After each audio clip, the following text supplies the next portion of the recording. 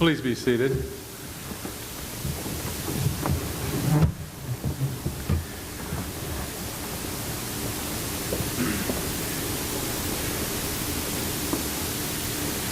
Well, good morning, one and all. When I saw the weather forecast on Monday, started praying, and it got answered. What a great day. And what a great day to start a tremendous celebration and honor two wonderful people. I am certainly pleased as president of Morehead State University to welcome all of you here today on behalf of the entire campus community. Not only are we celebrating Founders Day, but also the official beginning of a year-long observance of our 75th anniversary as a public institution of higher education.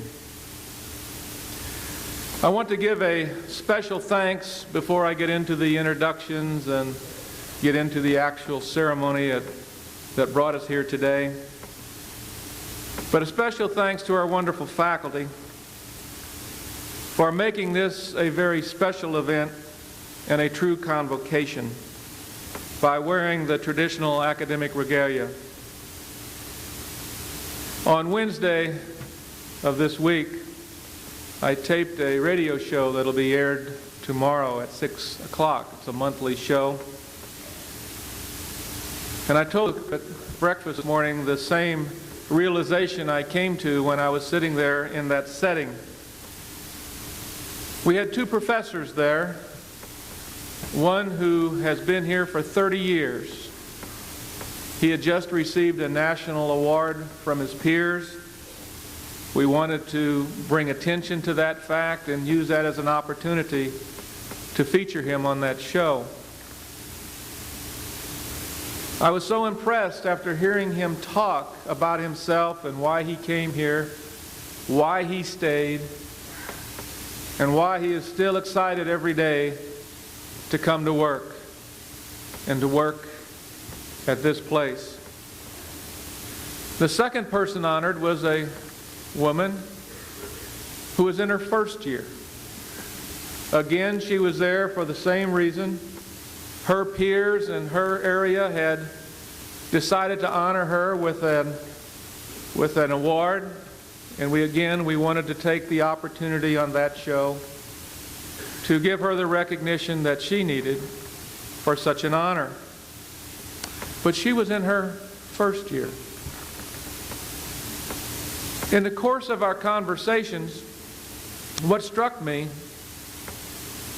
is that I asked the gentleman who had been here 30 years if he remembered people who were here when he started, when it was his first year. And he did, and he gave names that really meant nothing to me, but I could tell it meant a great deal to him. 30 years have passed since he first came here, and I guess he has seen many students come and go, many faculty come and go. But if you think, those first persons that he met went back 30 years prior. So there was a 60-year span, a continual tradition of people caring. And then I thought about the woman who had only been there with us 1 year, and that she will look back 30 years from now, and maybe we'll all just be names at that point in time, but she will have had the opportunity to look at another 60 years by her experience with you as her colleagues and the ones that she will meet in the future. That's 90 years, folks. 90 years of tradition.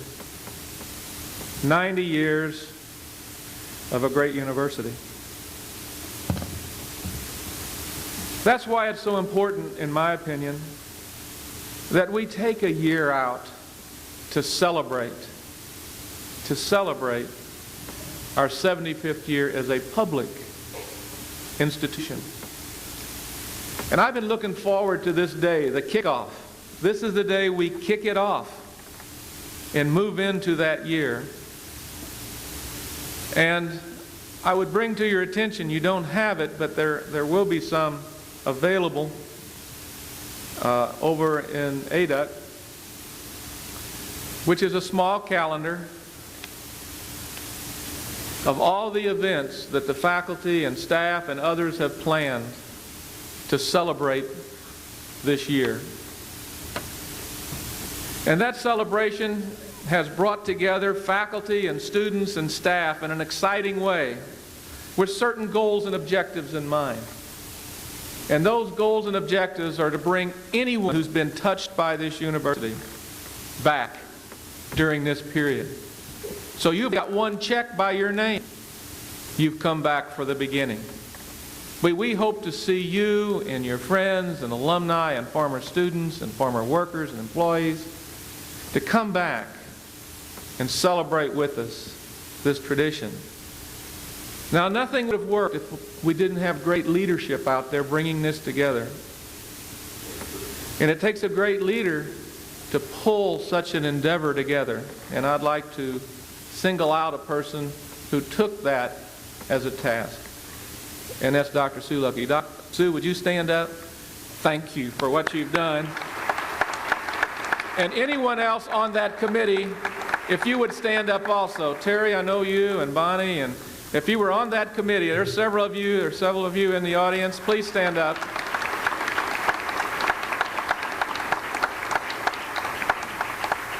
And we're finally here. It's getting going, and we're going to see it unfurl. And she just took a big breath, and I will too, because it's going to be a great time. I also want to thank our piper. Isn't it great to have a piper? Huh? Ross? He's never had to play so long, so he's back there getting his breath up so when we leave. And my old Kentucky home has never sounded that way before, but it was certainly a treat to hear it. And it's fitting that we use a piper at events like this because of our heritage. It certainly meant much to our ancestors. This is one of the teeniest populations probably in the country besides Indian reservations. Most of our folks have come from that heritage where the pipes meant something and meant something very important. And it's right for this institution to continue that tradition. At this time, we're going to hear some entertainment. We're so proud of our Department of Music and what they've accomplished, and we have a very special treat because they're going to play 2 songs today. The first will be our alma mater, and when we do that, I'm going to ask you to stand, but not yet, because I want to introduce them right. And secondly, they're going to do an original composition by one of our students, Barry Miller. And that piece, the second piece, is entitled Celebration 75. So, the MSU Brass Ensemble, under the direction of Dr. John Burgess, and if you would stand for the alma mater when it's finished, if you would sit, and then we'll enjoy the second piece. So please stand. John, it's all yours.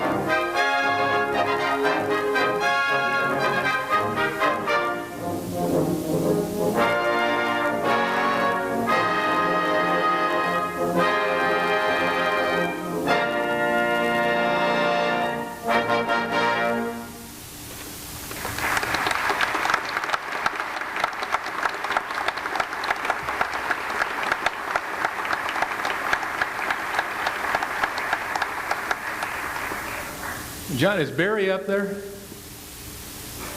Where are you? Is he up there? They're over here in the corner. Right over here. Thank you. Barry, where are you from? Cynthiana, Kentucky. All right. Dr. Burgess, ensemble, thank you very much. It was 110 years ago, this October, that Phoebe Button and her son Frank came here from Midway to start what then was called a Light to the Mountains, and today is widely known as this proud and progressive university. I draw your attention to the program. Aren't the programs nice? I thought they were exceptionally good this year. You get an opportunity of, I don't have one of those little straw bowler hats. Maybe presidents need to wear those these days. It'll be a little kind of jaunty. But that's an actual photograph from our archives. We believe that it's most appropriate today to recognize some of those who provided leadership and direction to the university over the years. And I have several individuals and groups that I would like to introduce, and I think it's important on a day like today to take the time to introduce them. I've always felt a warm spot in my heart for other presidents. And this institution is blessed to have many who are still alive. But we have an exceptional one with us today. Would you please join me in welcoming President and Mrs. Nelson Grody.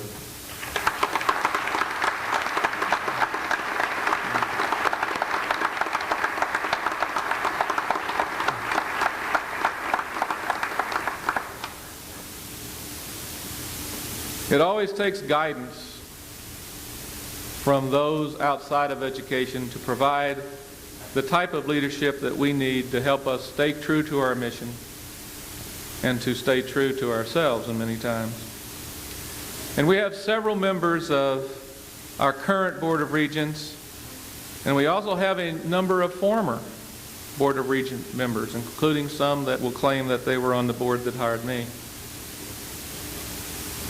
I'm going to introduce them all. I'd like them all to stand up as I call their name, and then I'd like for us to show our appreciation to all of them at one time. On stage we have William Cofield from Frankfurt.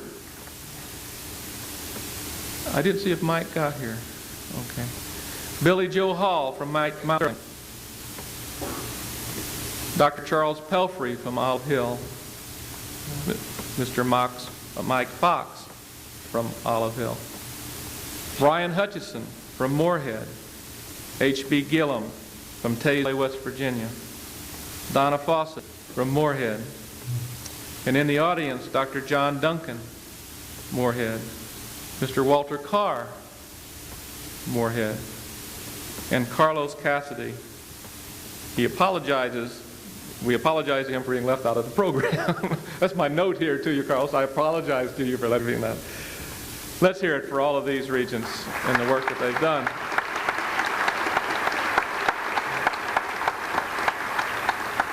Now, our current regents, who are my bosses, and I have found them to be a great group to work with. I've worked with other boards, and I think they do great service to this institution. Mr. John Rosenberg of Prestonsburg, Ms. Helen Pennington from West Liberty, Dr. Bruce Manley, Faculty Regent, Gene Caudle, Staff Regent, Jason Newton, Student Regent from Grayson. Hear it for them.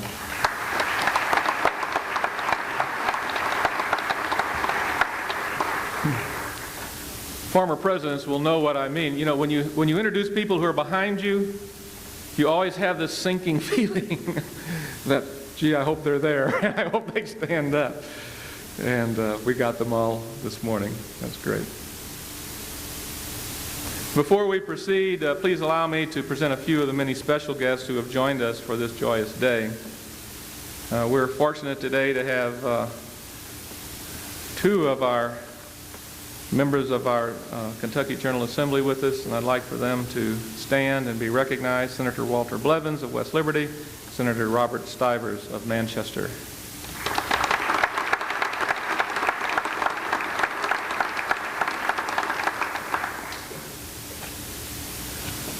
One of the highlights of Founders Day is a presentation of the University Service Award, and we are pleased today to welcome several previous recipients and family members of other winners. I'm going to introduce them. I'd like for them to stand up, and if you could hold your applause, and let's show them all our appreciation for what they have done for this institution over the years. Here on behalf of the 1979 winner of the late Linus Fair are his daughters of Morehead, Nell Mahaney and Merle Allen. Our 1982 winner, Dr. Ted L. Crosswaite of Frankfurt. Here on behalf of the 1988 winner, the late George T. Young, his brother Preston Young of Louisville. The 1991 recipient, Dr. Roscoe Playforth. And from 1992, Dr. Mary Powell.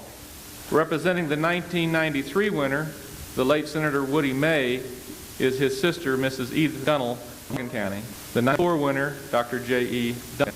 And we had two in 1995, Mr. Sharman Arnett and the late Harlan Ham. Representing Mr. Ham is his brother Gary Lanham. Let's hear it for all of them, please.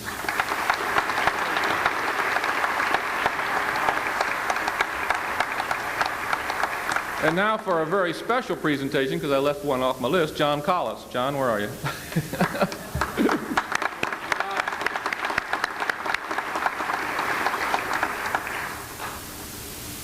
Just feel free to correct me anytime you all think I make a mistake.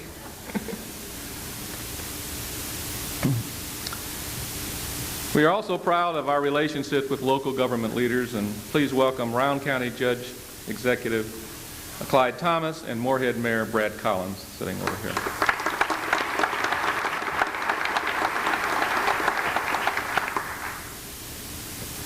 You know, I've been in this business for over 30 years now.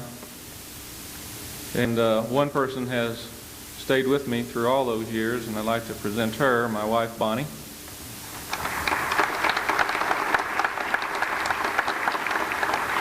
And to my knowledge, I don't think my mother has ever seen me in front of a crowd, to my knowledge.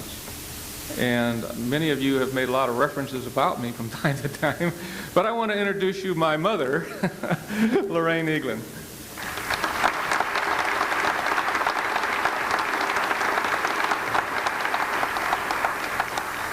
And as long as I'm in the family, let me introduce my son, Jeff. Jeff, if you would stand up. A Morehead State alum. Your official program today has several additions, including the historical photographs, and lists the names of those who have helped MSU evolve over the past 75 years into a strong and responsive institution. Here now to present the 1997 Founders Day Award for University Service is a member of our Board of Regents, Mr. John M. Rosenberg of Prestonsburg. Mr. Rosenberg.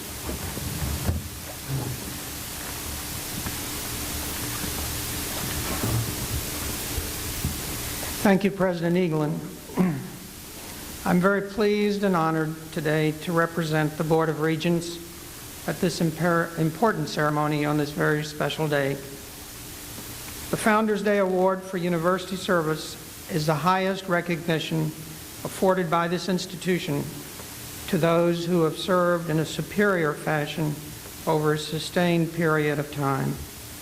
Today, on behalf of the Board of Regents and the larger campus community, it's my privilege to make two such presentations to men whose service to the university earned them the respect and admiration of their friends and colleagues. At this time, I invite Mr. Bob Bishop of Morehead to join me at the podium.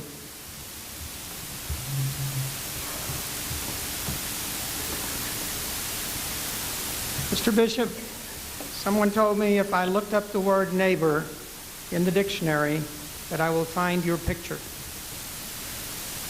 The Bishop family connections with this institution go back nearly 110 years to the founding of the Morehead Normal School.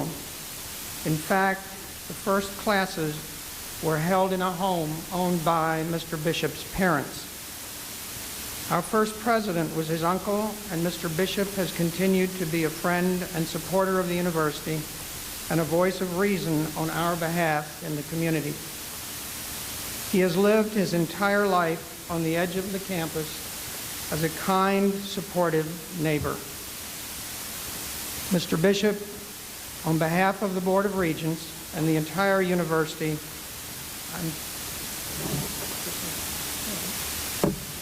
I'm pleased to present you with the 1997 Founders Day Award for University Service.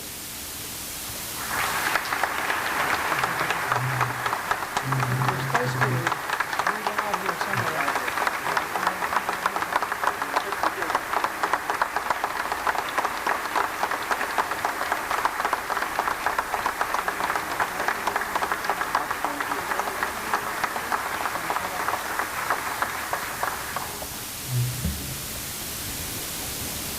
I'm honored to receive this honor in Button Auditorium, which was named after Dr. Frank C. Button, my uncle.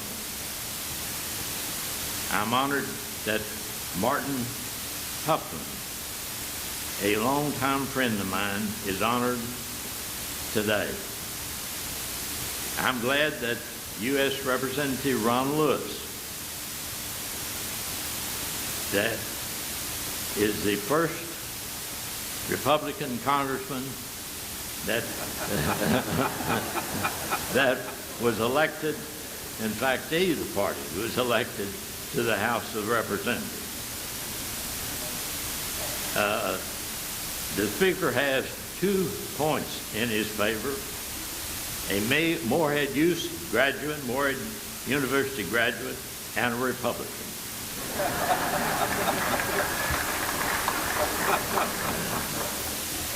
I am thought by many to talk too much, so as not to make this mistake today, I have written this statement.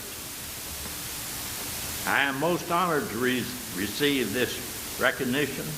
I sincerely believe that there are many others more deserving of awards given by the university, but few others who would appreciate this more than I do. Thank you.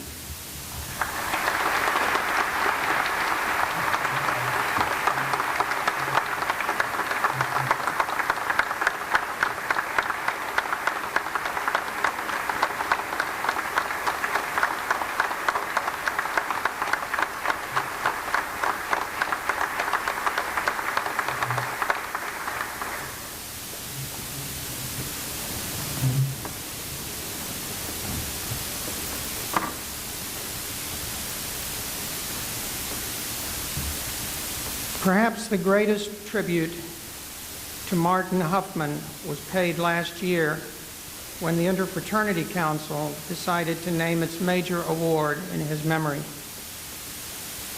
The Martin Huffman Greek Advisor of the Year Award goes to the faculty or staff member whose service as a fraternity advisor typifies the commitment and dedication to students which marked Mr. Huffman's lifetime of service to SAE fraternity. Before his untimely death in 1993, Mr. Huffman also served the university as a staff member, as a teacher, as a yearbook advisor, and for nearly 3 decades as a fraternity advisor. SAE fraternity gave him its highest award in 1991, and he was a faculty member of the SAE National Leadership School for 16 years. Martin Huffman left a wife and 2 children, and here to accept the award on behalf of his children is Mrs.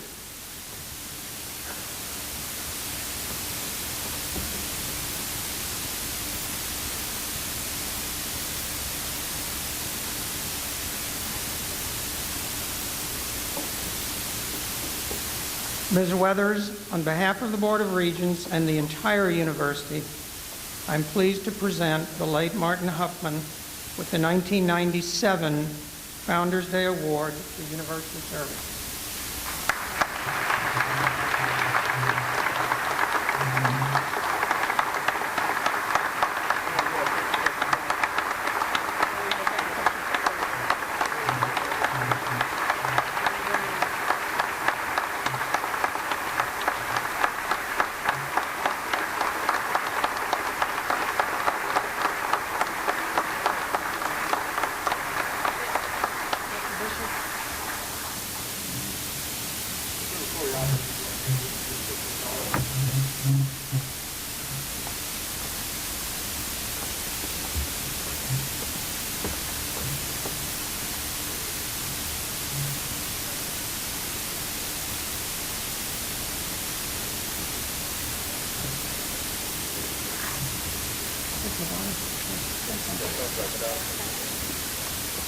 Thank you so much. While the family is here, let me take this opportunity. Some of you have known the children and watched them grow for years. Some of you haven't seen them for a while.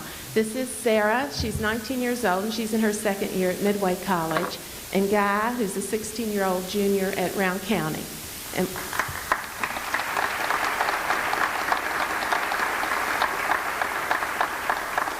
And also with us today are Martin's sister, Ann Crow of Lexington, and his aunt and uncle, Chuck and Ruth Sycophus from Tacoma Park, Maryland.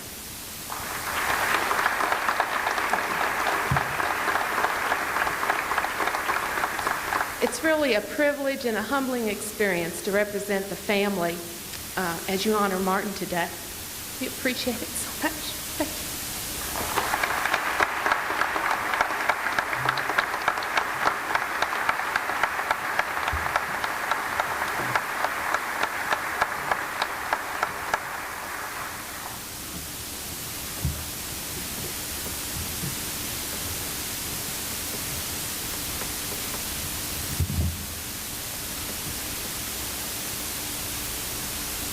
We are pleased today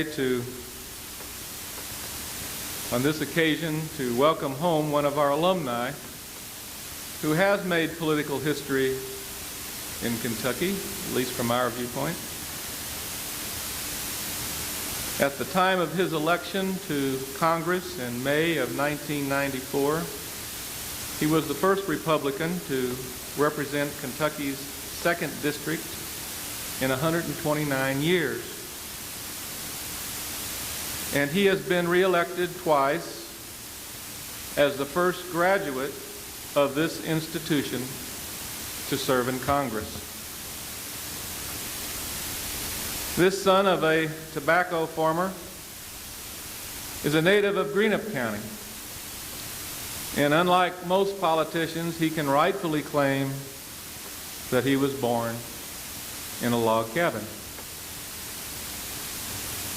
He did part of his undergraduate work on this campus, but returned a few years later to earn a master's degree in 1981. A former college teacher, our speaker is also an ordained Baptist minister.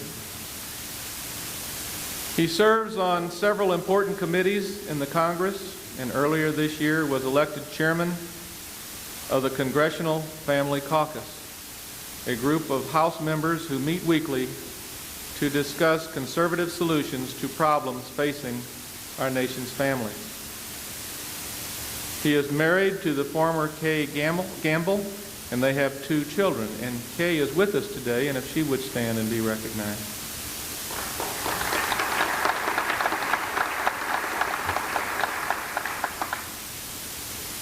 Ladies and gentlemen, please join us in greeting one of our own, U.S. Representative Ron Lewis. Welcome home, Congressman.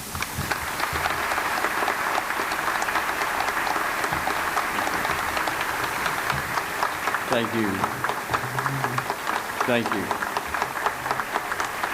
Thank you so much. Thank you. Thank you. It is good to be home. Thank you. Mr. President, Regents, distinguished faculty, staff, students, thank you for the warm welcome. I consider it an honor to speak to you during this celebration of the university's founding. 75 years have passed since the distinguished university opened its doors to those who wanted a better future. During that time, this institution has undergone a number of changes. It went from being a small Christian school formed in 1887 to a state college in 1922.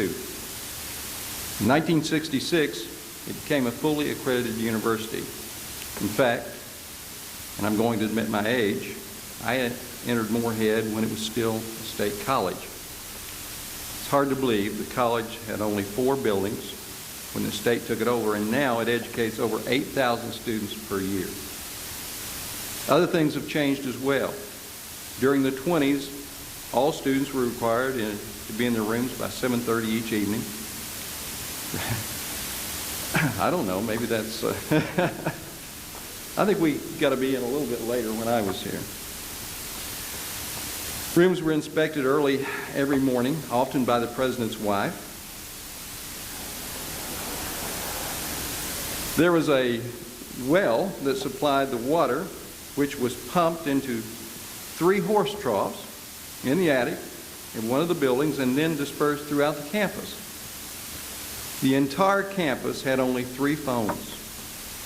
Today there are 2,700, including 1,800 in the residence halls. And I'm sure they're busy most of the time. I don't know, a lot of things have changed, but a lot of things haven't. Morehead is still one of the most beautiful and picturesque campuses in the world. It's beautiful here in the Appalachian Mountains.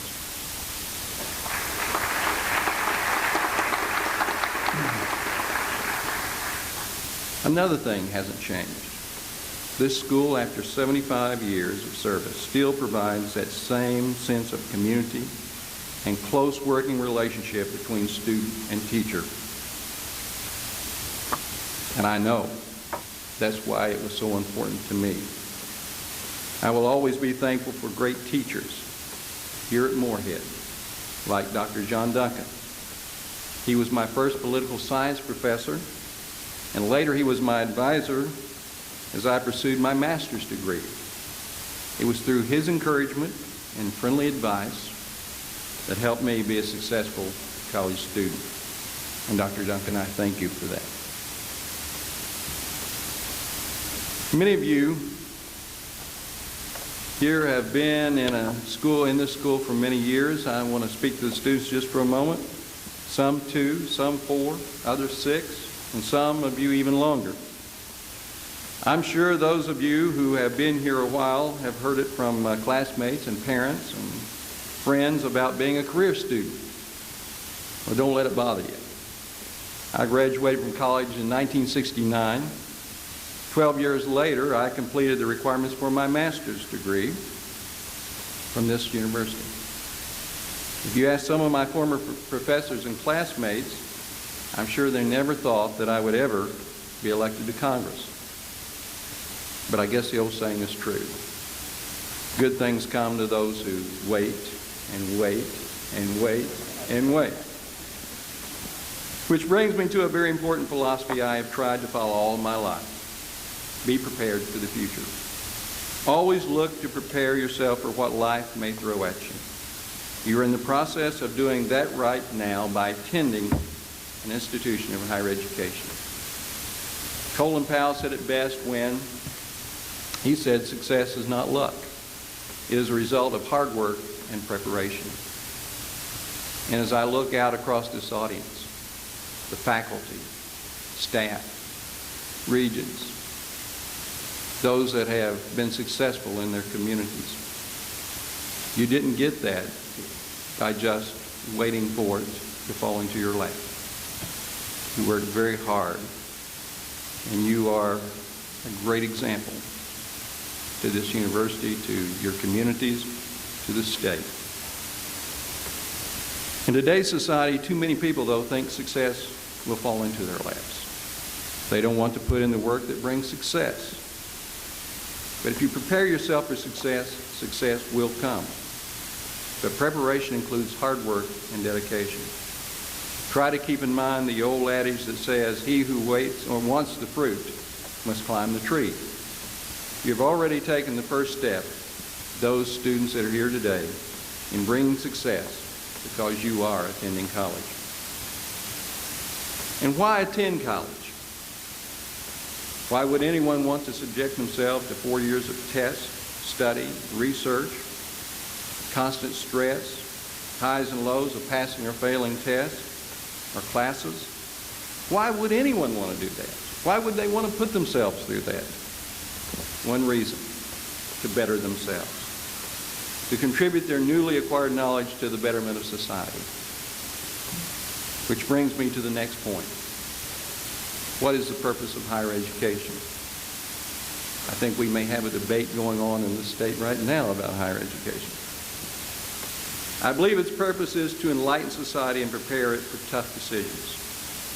We live in a world that is constantly introduced to new threats. We live in a world where new diseases and viruses are threatening human life, a world where crime and drug use continues to rise, a world where society values are declining. You know, I read in USA Today just this morning as I was having breakfast. I couldn't believe the number that I saw.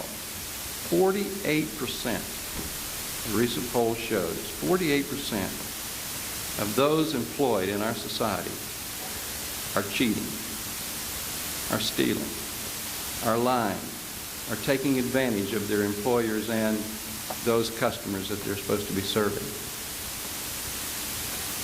That's horrible. How can we combat these changes that threaten our very existence? With education.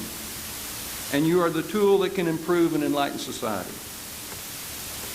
This school is a great example of that tool. Look at what has been produced from this great university and how it is working throughout this state and this nation to serve the needs of mankind. A brain is a weapon that can be used to combat society's problems.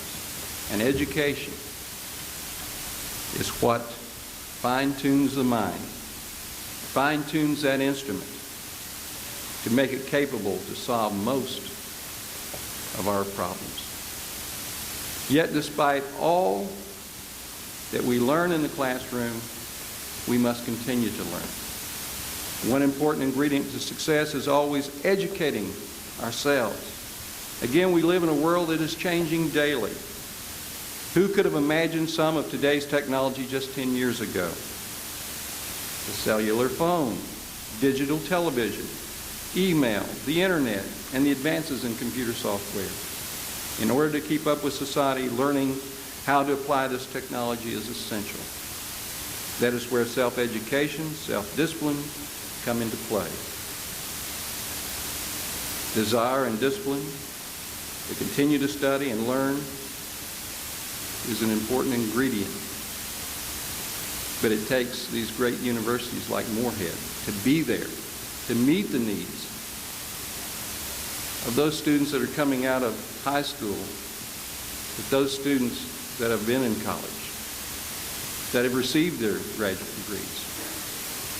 But we live in a world of continuing education where we will continue to need our universities to keep us up to date on the changing technology in this changing world. However, remember that education without wisdom can be a dangerous thing.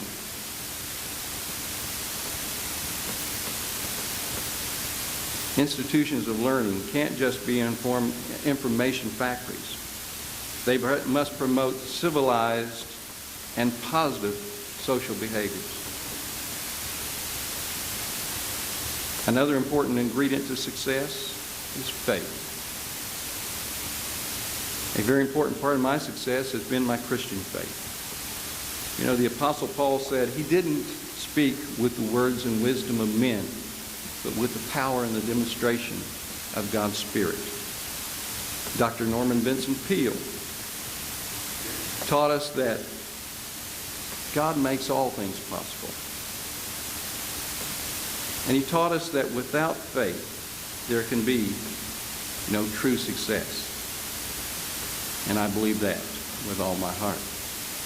I guess, though, we all must ask ourselves, what does success mean?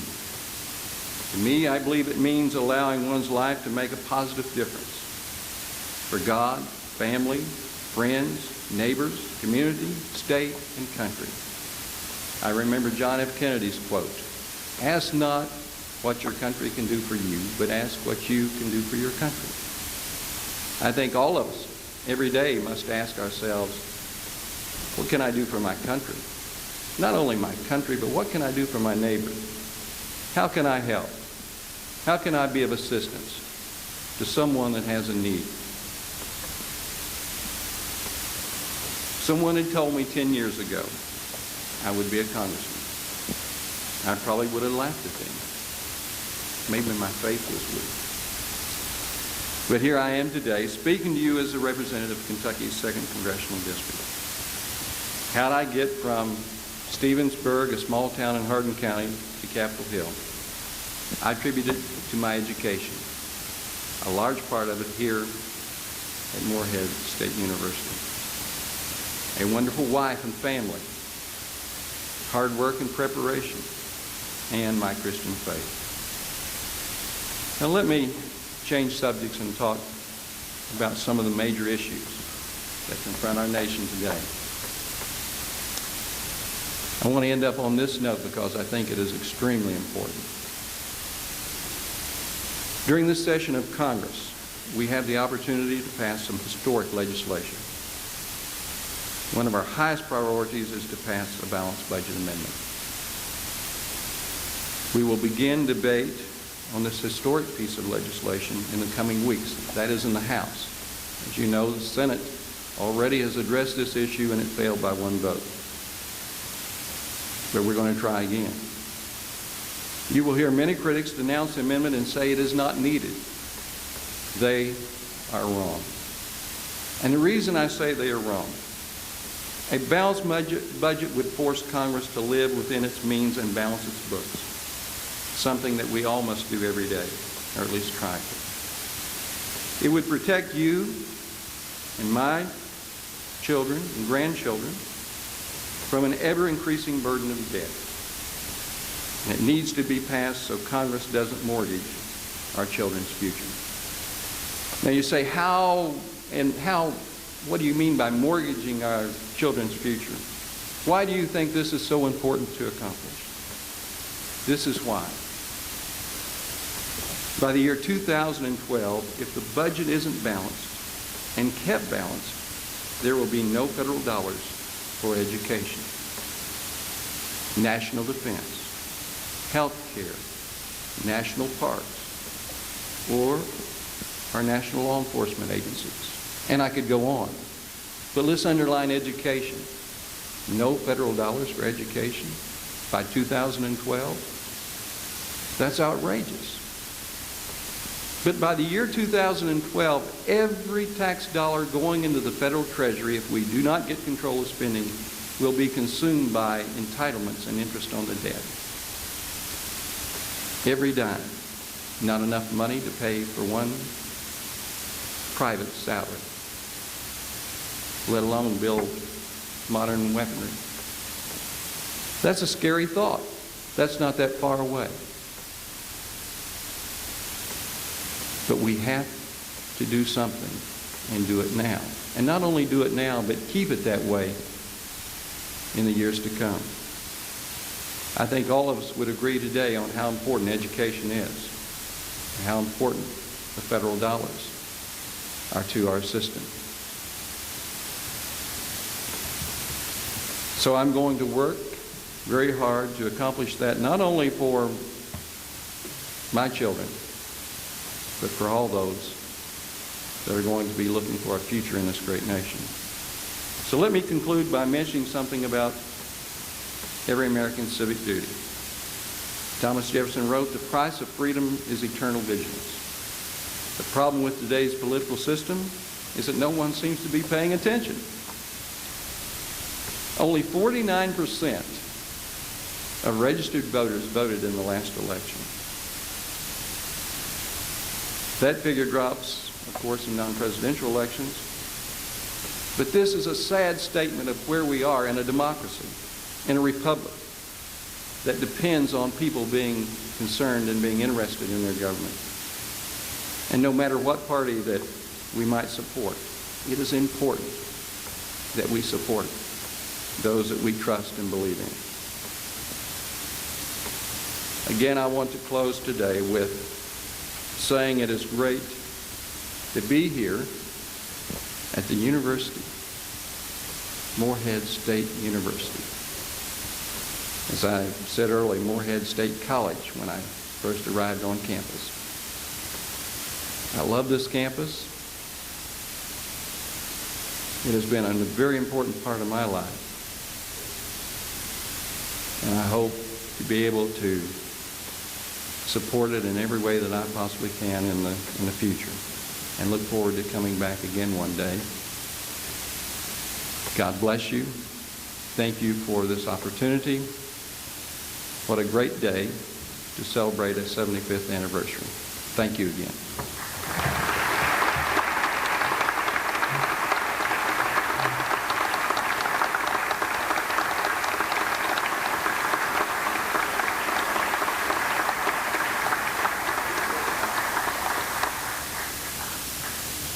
Thank you, Congressman. Being a first is wonderful. And we're proud of you. We're going to have many more in the future. We're going to fill up the halls of Congress, right? This concludes our convocation today. I want to allow all those who were involved in its planning to stand up and be recognized. All who were on the committee and involved in getting us all up here, would you please stand and be recognized? There they are.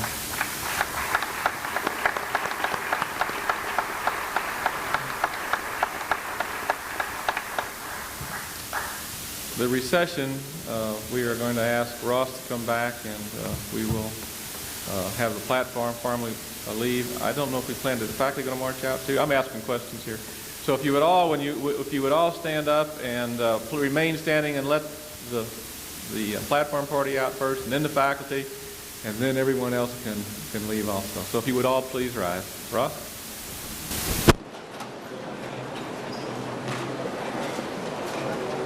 Let's go do a